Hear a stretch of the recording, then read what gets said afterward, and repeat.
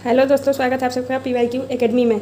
हम लोग स्टेट का जो अभी हाल ही में एग्जाम हुआ था उसके सोशल साइंस के क्वेश्चन को सॉल्व कर रहे हैं। कल के वीडियो में हमने 6 तारीख का जो सोशल साइंस का पेपर था उसे सॉल्व करा दिया है और आज के वीडियो में हम लोग 7 तारीख के पेपर को सॉल्व करेंगे।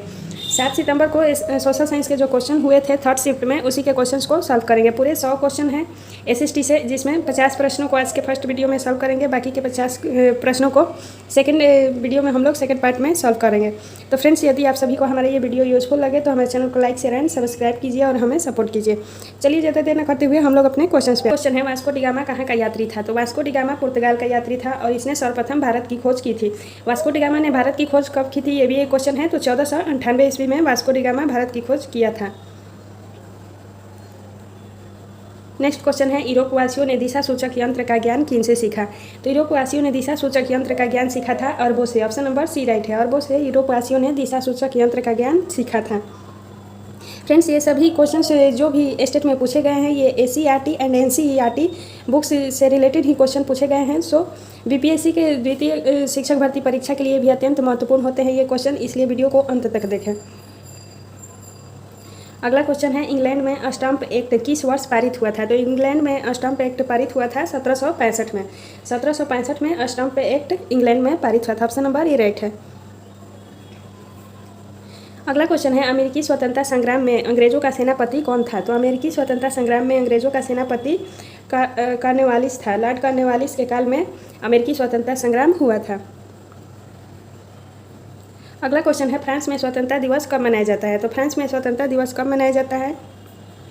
इसका राइट आंसर होगा 14 जुलाई। 14 जुलाई को फ्रांस में स्वतंत्रता दिवस मनाया जाता है, क्योंकि फ्रांस में बास्तिल के दुर्ग को फ्रांसीसियों ने 14 जुलाई को ही तोड़कर और उसमें कैदियों को आज़ाद किया था, इसलिए उसी दिन से फ्रांस में स्वतंत्रता दिवस के रूप में उस दिन को मनाया जाता है। अगला क्वेश्चन है, प्रथम स्टेट में कौन आते थे? ये क्वेश्चन फ्रांस की क्रांति से है। प्रथम स्टेट के कौन लोग आते हैं? तो इसमें पादरी वर्ग के लोग आते हैं। और द्वितीय स्टेट में कौन लोग आते हैं? द्वितीय स्टेट में कुलीन लोग आते हैं और थर्ड स्टेट में अन्य वर्ग के लोग आते थे। अगला क्वेश्चन है, मीन कैम्फ किसकी रचना है? तो मीन कैम्फ जो है यह हिटलर की रचना है। हिटलर जर्मनी का शासक था। अगला क्वेश्चन है, नाजीवाद किस सिद्धांत का विरोधी था? तो नाजीवाद जो है यह समाजवाद का विरोधी था। ऑप्शन नंबर डी राइट है, नाजीवाद समाजवाद का विरोधी था। नेक्स्ट क्वेश्चन है, द्वितीय विश्व युद्ध में पहला एटम बम कहाँ गिराया गया था? तो द्वितीय विश्व युद्ध में पहला एटम बम गिराया गया था हिरोशिमा शहर पर। जापान के हिरोशिमा और नागासाकी शहर पर बम गिराया गया था। तो हिरोशिमा पर 6 अगस्त को पहला बम गिराया गया था और नागासाकी पर 9 अगस्त को गिराया गया था। याद रखिएगा फ्रेंड्स। रूस जापान युद्ध कब हुआ था? रूस जापान युद्ध कब हुआ था ये पूछ रहा है। तो रूस जापान युद्ध 1905 में हुआ था। ऑप्शन नंबर ए राइट है, 1905 में रूस और जापान युद्ध हुआ था। अगला क्वेश्चन है, प्रथम विश्व युद्ध कितने वर्षों तक चला? तो प्रथम विश्व युद्ध जो चला था यह 4 वर्षों तक चला था। कब से कब चला था? तो 1914 से लेकर 1918 तक प्रथम विश्व युद्ध चला था। याद रखिएगा।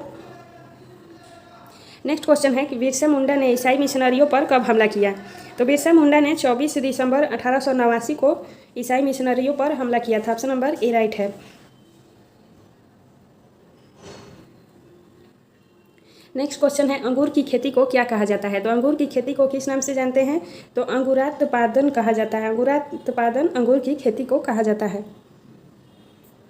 अगला प्रश्न है, डैश को धान के रूप में भी जाना जाता है। तो किसे धान के रूप में जाना जाता है? तो ऑप्शन नंबर सी राइट है, चावल को धान के रूप में जाना जाता है।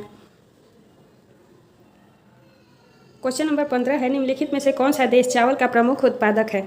तो चावल का प्रमुख उत्पादक देश कौन सा है? तो इसमें चीन का प्रथम स्थान है। चीन विश्व में नंबर 1 पर है चावल उत्पादन में। नेक्स्ट क्वेश्चन देखते हैं। क्वेश्चन है, निम्नलिखित में से कौन सा देश आमतौर पर वाणिज्यिक कृषि का अभ्यास करता है? तो कौन सा देश है जो कि वाणिज्यिक कृषि का अभ्यास करता है? तो ऑप्शन नंबर ए राइट है, USA यूनाइटेड स्टेट अमेरिका जो है यह आमतौर पर वाणिज्यिक कृषि का अभ्यास करता है। नेक्स्ट क्वेश्चन है, इसे विकसित होने में लगभग 1 वर्ष लगता है। तो कौन सा फसल है जिसे विकसित होने में 1 वर्ष लगता है? तो गन्ना यानी कि ईख का जो फसल है इसे विकसित होने में 1 वर्ष लगता है।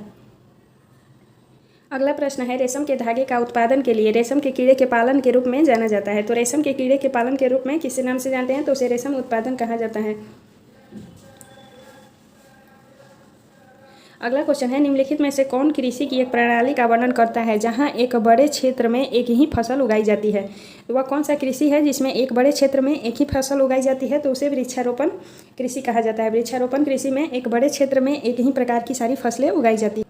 अगला क्वेश्चन है, यूएनओ को किस वर्ष नोबेल शांति पुरस्कार से सम्मानित किया गया? यूएनओ को 2001 में नोबेल शांति पुरस्कार से सम्मानित किया गया था। ऑप्शन नंबर सी राइट है। यूएनओ को किस वर्ष नोबेल शांति पुरस्कार मिला? तो यूएनओ को 2001 में नोबेल शांति पुरस्कार मिला था। फ्रेंड्स, आप सभी कमेंट सेक्शन में जरूर बताइएगा कि यूएनओ की स्थापना कब हुई थी। अगला क्वेश्चन है, संयुक्त राष्ट्र महासचिव संयुक्त राष्ट्र संगठन के किस परिषद के अंग के प्रमुख होते हैं? तो संयुक्त राष्ट्र के महासचिव जो होते हैं वह संयुक्त राष्ट्र संगठन के किस परिषद के प्रमुख होते हैं? ऑप्शंस देखिए, महासभा, सुरक्षा परिषद, आर्थिक और सामाजिक परिषद या फिर सचिवालय। तो संयुक्त राष्ट्र के महासचिव जो होते हैं वह सचिवालय के प्रमुख होते हैं। नेक्स्ट क्वेश्चन है, राष्ट्र संघ के विचार के लिए कौन से अमेरिकी राष्ट्रपति जिम्मेदार थे? तो राष्ट्र संघ का विचार कौन से अमेरिकी राष्ट्रपति ने दिया था, ये पूछ रहा है। तो वुड्रो विल्सन। वुड्रो विल्सन ने राष्ट्र संघ की स्थापना का विचार सर्वप्रथम दिया था। अगला क्वेश्चन है, चार्टर सदस्यों के अलावा कितने अन्य राष्ट्र संघ के सदस्य बने? तो चार्टर सदस्यों के अलावा अन्य 21 सदस्य जो थे वह संयुक्त राष्ट्र संघ के सदस्य बने थे। नेक्स्ट क्वेश्चन है, रॉलेट एक्ट किस उद्देश्य से लाया गया था? तो रॉलेट एक्ट किस उद्देश्य से लाया गया था? तो यह क्रांतिकारी गतिविधियों पर अंकुश लगाने के लिए लाया गया था। ऑप्शन नंबर बी राइट है। रॉलेट एक्ट क्रांतिकारी गतिविधियों पर अंकुश लगाने के लिए लाया गया था। और रॉलेट एक्ट पास कब हुआ था, ये भी एक क्वेश्चन है। तो 1919 में रॉलेट एक्ट पास हुआ था। अगला क्वेश्चन है, जालियांवाला बाग हत्याकांड की जांच के लिए सरकार ने किस समिति का गठन किया था? तो जालियांवाला बाग हत्याकांड की जांच के लिए अंग्रेज सरकार जो है यह हंटर समिति का गठन किया गया था अंग्रेजों के द्वारा, और भारतीयों के द्वारा मदन मोहन मालवीय समिति का गठन किया गया था। ये भी याद रखिएगा। अगला क्वेश्चन देखते हैं। क्वेश्चन है कि अखिल भारतीय किसान सभा का गठन कब और कहाँ हुआ था? तो अखिल भारतीय किसान सभा का गठन हुआ था 1936 में लखनऊ में। ऑप्शन नंबर डी राइट है। 1936 में लखनऊ में अखिल भारतीय किसान सभा का गठन हुआ था। यह किसके द्वारा किया गया था? तो स्वामी सहजानंद सरस्वती के द्वारा। अगला क्वेश्चन दे रहा है कि औद्योगिक क्रांति का अर्थ क्या है? तो औद्योगिक क्रांति का अर्थ क्या है? तो इसका अर्थ होगा उत्पादन प्रणाली में परिवर्तन। औद्योगिक क्रांति का अर्थ है उत्पादन प्रणाली में परिवर्तन। नेक्स्ट क्वेश्चन है, लंदन में विश्व की पहली भूमिगत रेल का आरंभ कब हुआ था? तो लंदन में पहली विश्व की भूमिगत रेल का आरंभ हुआ था 10 जनवरी 1863 को। ऑप्शन नंबर बी राइट है। 10 जनवरी 1863 को लंदन में पहली भूमिगत रेल का आरंभ किया गया था। अगला क्वेश्चन देखते हैं, पटना का पुराना नाम क्या था? तो पटना का पुराना नाम पूछ रहा है। तो पटना का पुराना नाम पाटलिपुत्र, कुसुमपुर और अजीमाबाद, इन तीनों नामों के से जानते हैं पटना को, इसलिए ऑप्शन नंबर डी सही है। उपयुक्त सभी। नेक्स्ट क्वेश्चन है, विश्वव्यापी आर्थिक संकट किस वर्ष आरंभ हुआ था? तो विश्वव्यापी आर्थिक संकट जो है यह 1929 में आरंभ हुआ था। अगला क्वेश्चन है, प्रथम विश्व युद्ध की समाप्ति के बाद किसके द्वारा यूरोप की अर्थव्यवस्था को पुनर्जीवित करने का प्रयास किया गया? तो प्रथम विश्व युद्ध की समाप्ति के बाद किसके द्वारा यूरोप की अर्थव्यवस्था को पुनर्जीवित करने का प्रयास किया गया पूछ रहा है। तो इसका राइट ऑप्शन जो है यह अमेरिका होगा। ऑप्शन नंबर सी राइट है। अमेरिका के द्वारा प्रथम विश्व युद्ध की समाप्ति के बाद यूरोप की अर्थव्यवस्था को पुनर्जीवित किया गया। अगला क्वेश्चन है, सार्क का मुख्यालय कहाँ स्थित है? तो सार्क का जो मुख्यालय है यह काठमांडू नेपाल में स्थित है। नेक्स्ट क्वेश्चन है, भारत में पहला छापाखाना किन लोगों ने लगाया? भारत में पहला छापाखाना किसके द्वारा लगाया गया था? तो यह पुर्तगालियों के द्वारा लगाया गया था। पुर्तगालियों ने भारत में पहला छापाखाना लगाया था। नेक्स्ट क्वेश्चन देखते हैं, भारत की स्थलीय सीमा कितने देशों को छूती है? तो भारत की स्थलीय सीमा जो है यह 7 देशों को छूती है। ऑप्शन नंबर सी राइट है। भारत की स्थलीय सीमा 7 देशों को छूती है। अगला क्वेश्चन है, निम्नलिखित में से कौन सार्क का सदस्य नहीं है? तो सार्क का सदस्य कौन सा देश इसमें से नहीं है? तो चीन जो है यह सार्क का सदस्य नहीं है, जबकि भारत, नेपाल और मालदीव ये तीनों ही सार्क के सदस्य हैं। अगला क्वेश्चन है, गिलगिट गार्ज किस नदी पर स्थित है? तो गिलगिट गार्ज जो है यह सिंधु नदी पर स्थित है। ऑप्शन नंबर ए राइट है। गिलगिट गार्ज सिंधु नदी पर स्थित है। फ्रेंड्स, ये सभी क्वेश्चन जो है अत्यंत ही महत्वपूर्ण है, इसलिए इसे एक बार रिकॉल कर लेना चाहिए हमें। अगला क्वेश्चन है, सांभर झील कहाँ स्थित है? तो सांभर झील जो है यह राजस्थान में स्थित है। ऑप्शन नंबर डी राइट है। सांभर झील राजस्थान में स्थित है। अगला क्वेश्चन देखते हैं। क्वेश्चन है, निम्नलिखित में से कौन भ्रंश घाटी से होकर बहने वाली नदी है? तो भ्रंश घाटी से होकर बहने वाली नदी कौन सी है? तो यह नर्मदा नदी है। नर्मदा नदी भ्रंश घाटी से होकर बहती है। अगला क्वेश्चन है, निम्नलिखित में से कौन सा वृक्ष उष्णकटिबंधीय सदाबहार वन से संबंधित नहीं है? तो कौन सा वृक्ष है जो कि उष्णकटिबंधीय सदाबहार वन से संबंधित नहीं है, उसमें नहीं उगता है? तो यह गहतत है। गहतत नामक वृक्ष जो है यह उष्णकटिबंधीय सदाबहार वन से संबंधित नहीं है। इसके अलावा रोजवुड, सिंकोना और आबनोस, ये तीनों ही उष्णकटिबंधीय सदाबहार वन से उगने वाले वृक्ष हैं। नेक्स्ट क्वेश्चन देखते हैं। क्वेश्चन है, निम्नलिखित में से भारत के किस राज्य में कुल क्षेत्रफल का सबसे कम प्रतिशत वन क्षेत्र है? तो भारत के किस राज्य में कुल क्षेत्रफल का सबसे कम प्रतिशत वन है? तो वह हरियाणा में है। हरियाणा में सबसे कम प्रतिशत वन क्षेत्र स्थित है। नेक्स्ट क्वेश्चन देखते हैं, जंगली बकरी आइबक्स किस प्रकार के वन में पाई जाती है? तो जंगली बकरी आइबक्स जो है यह किस प्रकार के वन में पाई जाती है? तो यह पर्वतीय वन में पाई जाती है। जंगली बकरी आइबक्स जो है यह पर्वतीय वन में पाई जाती है।